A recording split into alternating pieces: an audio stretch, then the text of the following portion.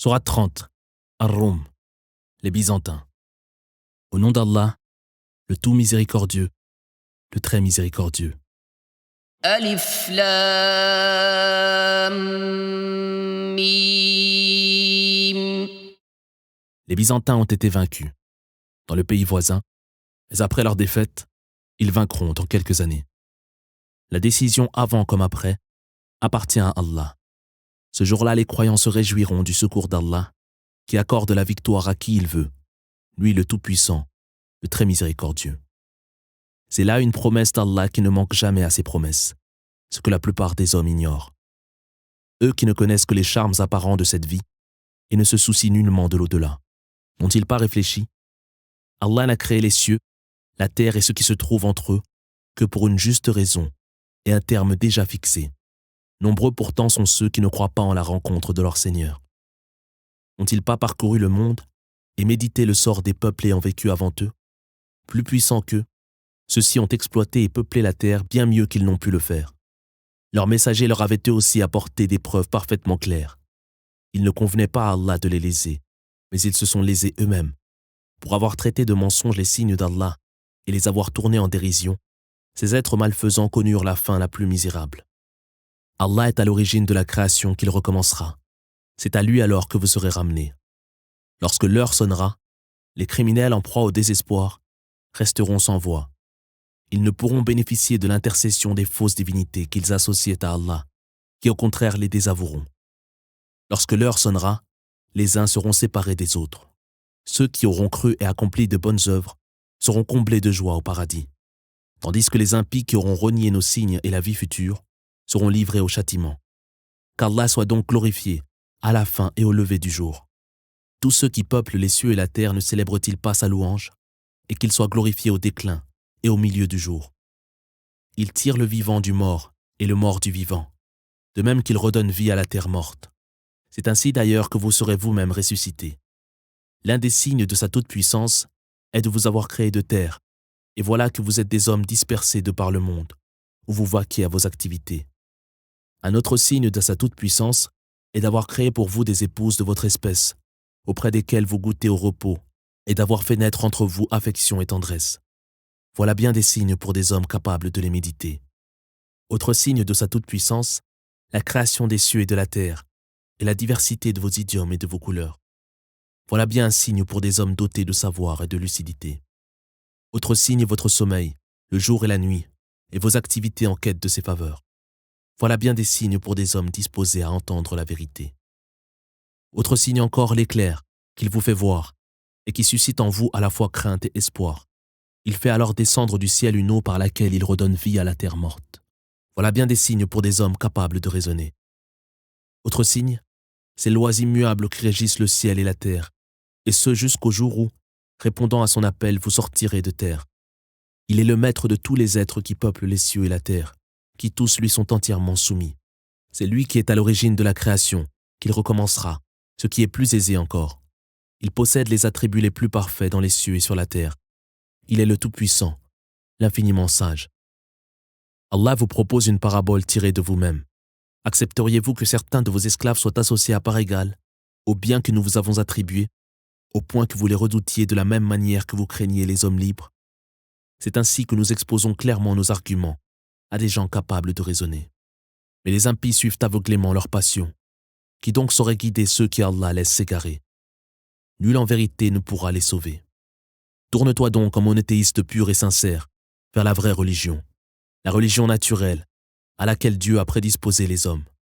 Nul ne saurait modifier la religion d'Allah, religion authentique que la plupart des hommes ignorent. Retournez donc à Allah, redoutez sa colère et observez la prière. Ne soyez pas de ces idolâtres qui ont transformé la religion en secte, chacune satisfaite de la voie qu'elle a adoptée, persuadée de détenir la vérité. Frappés par le malheur, les hommes implorent humblement leur Seigneur. Mais lorsque dans sa miséricorde, il les délivre du mal, voilà qu'une partie d'entre eux associe à nouveau de fausses divinités à leur Seigneur, rognant ainsi ses faveurs. Jouissez donc quelque temps de cette vie. Vous saurez bientôt. Leur avons-nous révélé un livre justifiant le culte qu'ils vouent à leur divinité? Lorsque par un effet de notre miséricorde, nous accordons aux hommes quelques bienfaits, ils s'en réjouissent avec insolence. mais qu'un malheur les frappe pour prix de leurs propres méfaits, et les voilà en proie au désespoir. Ne voit-il pas qu'Allah dispense ses faveurs à qui il veut, comblant certaines de ses créatures, accordant aux autres avec mesure? Voilà des signes suffisamment clairs pour des hommes disposés à croire. Donne aux proches parents, aux nécessiteux et aux voyageurs démunis ce qu'il leur revient de droit. Voilà la meilleure chose à faire pour ceux qui désirent plaire à Allah. Voici les œuvres qui feront votre bonheur.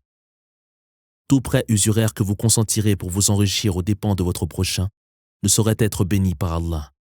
Seuls les biens que vous donnerez en aumône, désirant par cela plaire à Allah, vous seront bénis et démultipliés. C'est Allah qui, après vous avoir créé, vous comble de bienfaits et assure votre subsistance. C'est lui aussi qui vous fera mourir avant de vous faire revivre. Est-il une seule de vos divinités qui soit en mesure d'accomplir la moindre de ses œuvres? Gloire à lui. Il est bien au-dessus des faux dieux qui lui associent. Les calamités apparaissent sur terre et en mer en raison des péchés commis par les hommes.